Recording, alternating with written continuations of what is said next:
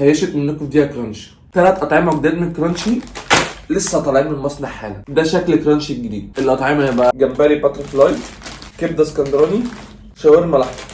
كرانش عليهم حاجات غريبه قوي. قال لك ايه، في ناس كتير عملوا شيبسي بالجمبري، احنا بقى إيه؟ نطلع بره الصندوق نعمل جمبري باتر فلاي. فاهم؟ الناس بقى مش هتاخد بالها، هي جمبري باتر فلاي يا باشا، انت هنهزر؟ ده انا عامل لك اغلى نوع جمبري. وكبده اسكندراني، فاهم؟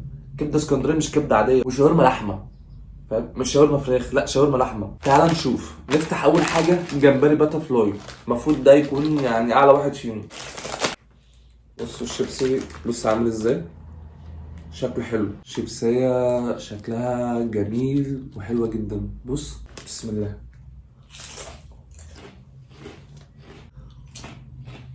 بص انا مش حاسس بطعم الجمبري، هو طعم غريب حلو بس مش طعم الجمبري. ايه ده؟ لا في ريحة زفارة، في ريحة مش زفارة، في ريحة كده شبه الجمبري بجد. لا شبه ريحة الجمبري بس الطعم غريب شوية، بس الريحة ريحة جمبري. لا حلوة، حلوة والله، ريحة حلوة، ريحة الجمبري.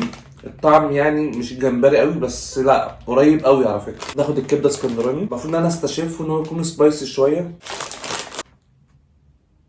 اوبا، لا بتهزروا، ريحتها يعني بجد ريحة الكبدة. او ما الناس مركزين في ريحة قوي كده ليه؟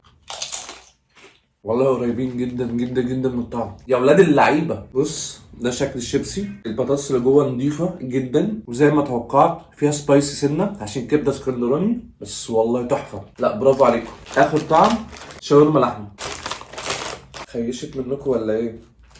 لا في ريحه الشاورما، في ريحه الشاورما بس يعني ايه، عايزه تركيز شويه. ده شكل الشيبسي برده من جوه والبطاطس برده نضيفه. بص